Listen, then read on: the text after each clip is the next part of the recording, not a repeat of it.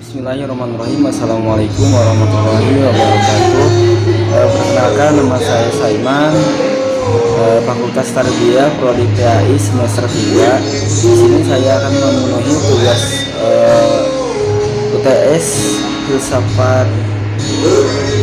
Bagaimana kita menanggapi kemajuan iptek, demokratisasi dan dekadensi moral. Pendidikan Islam sebagai bagian dari sistem pendidikan nasional ini dihadapkan pada tantangan baru sebagai konsekuensi dari dinamika zaman yang disebut era globalisasi. Dalam menghadapi tantangan tersebut diperlukan suatu strategi yang solutif dan antisipatif. Ada 3 tantangan utama yang kini dihadapi oleh pendidikan Islam, yaitu kemajuan iptek, demokratisasi, dan dekadensi moral. Pada intinya, lembaga-lembaga pendidikan Islam harus mereformasi kurikulumnya agar dapat menyiapkan sumber daya manusia yang unggul dan memiliki daya saing dalam menghadapi kompetensi global. Dalam menghadapi problem pendidikan Islam ini, dalam menghadapi problem di ranah pendidikan Islam, setidaknya ada beberapa solusi bagaimana kita menghadapi tantangan tersebut. Ketiga tantangan tersebut membawa pengaruh besar dalam semua bidang kehidupan manusia, termasuk bidang pendidikan. Perkembangan dan kemajuan iptek pada prinsipnya berpotensi melemahkan daya pikir, mental, dan spiritual. Permasalahan baru yang harus segera dipecahkan oleh pendidikan Islam adalah dehumanisasi pendidikan dan netralisasi iptek dari nilai-nilai agama. Pendidikan ditantang untuk membuktikan kemampuannya dalam penguasaan iptek, sekaligus kesanggupannya dalam mengendalikan dampak negatif dari iptek. Menghadapi tantangan modernitas, pendidikan Islam harus melakukan langkah-langkah strategis terlebih dahulu untuk membangun paradigma keilmuan yang integratif sebagai jawaban terhadap dikotomi ilmu. Lembaga-lembaga pendidikan Islam juga mendesain ulang fungsinya dan memilih model pendidikan yang relevan dengan perubahan zaman dan kebutuhan masyarakat yang sesuai. Pilihan yang paling tepat untuk mengatasi tersebut adalah mengadaptasi model pendidikan modern Barat dalam sistem pendidikan Islam. Jadi harus adanya korelasi dalam pendidikan. Pilihan ini bukan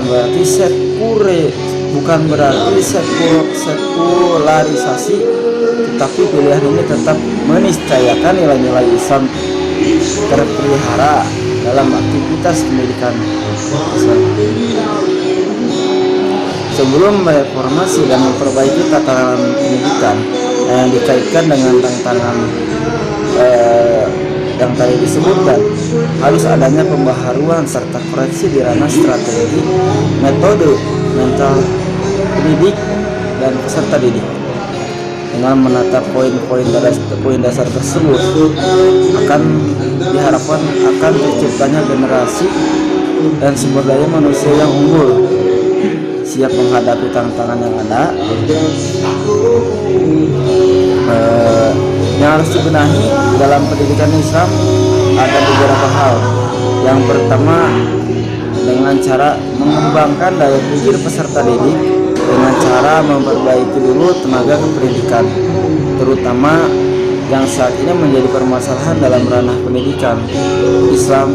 Sebenarnya bukan dari rendahnya kapasitas otak peserta didik, akan tetapi adanya korelasi hubungan antara peserta didik dan guru yang baik. Yang selanjutnya kita harus menjalin hubungan komunikasi yang baik antara pendidik dan peserta didik. Dengan metode pendekatan ini kemungkinan siswa merasa lebih akrab, sehingga dalam menangkap pengetahuan serta materi yang disampaikan akan dua kali lipat lebih memungkinkan siswa dapat paham dan mencapai keberhasilan, sehingga dapat menjadi generasi Islam yang unggul. Ketiga, ciptakanlah budaya pendidikan yang baik, yang sehat, seperti membaca, berdiskusi, menulis, dan menulis. Keempat, keempat perlu adanya guru yang berkompetensi yang baik. Dalam konteks ini setidaknya dapat juga dalam konteks ini ada 4 penyebab rendahnya kompetensi guru. Yang pertama, ketidaksesuaian disiplin ilmu dengan bidang ajar. Jadi salah sasaran, salah ngajar. Kita sebagai contoh, kita sekolah di sarjana ekonomi, tapi kita mengajar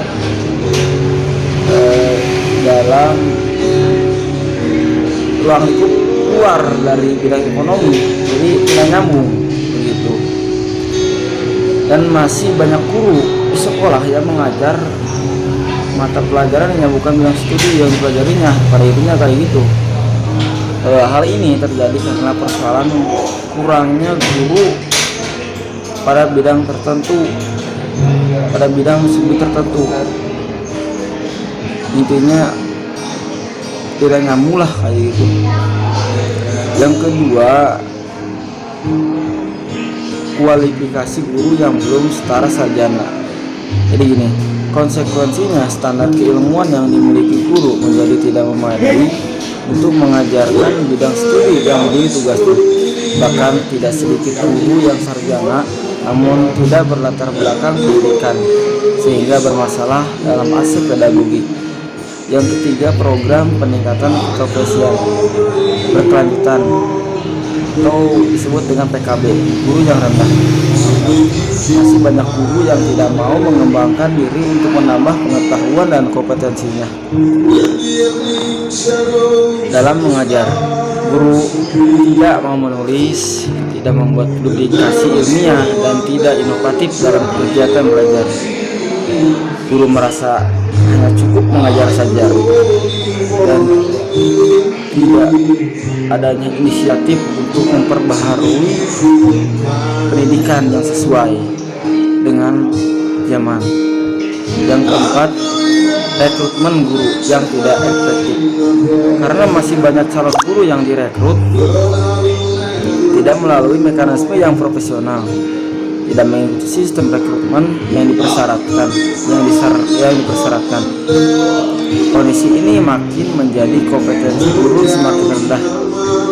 Tahapan selanjutnya, setelah melakukan langkah-langkah tersebut, tahapan selanjutnya lembaga-lembaga pendidikan Islam harus mereformasi kurikulumnya.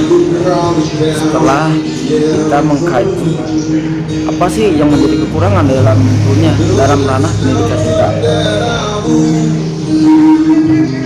dengan mereformasi kurikulumnya dapat menyiapkan sumber daya manusia yang unggul dan memiliki daya saing yang baik untuk menghadapi kompetensi global. Tujuan besar perubahan kurikulum tentu akan sia-sia apabila mindset guru tidak berubah. Guru adalah kreator dan tidak perlu textbook terhadap kurikulum. Guru tidak boleh nyaman dengan cara belajar yang satu arah. Sekali lagi, mutu pendidikan hanya bisa terjadi bila guru mengajar dengan hati, bukan dengan hanya logika. Jadi sebagai guru kita harus bisa lebih kreatif dalam mengajar. Nah, Mungkin dari saya, tanggapan saya mengenai solusi bagaimana sih kita menanggapi kemajuan iptek dan masalah-masalah yang lainnya dalam ranah pendidikan Islam. Nah, mungkin itu saja dari saya. Terima kasih. Mohon maaf apabila banyak salah. Sekian. Assalamualaikum warahmatullahi wabarakatuh.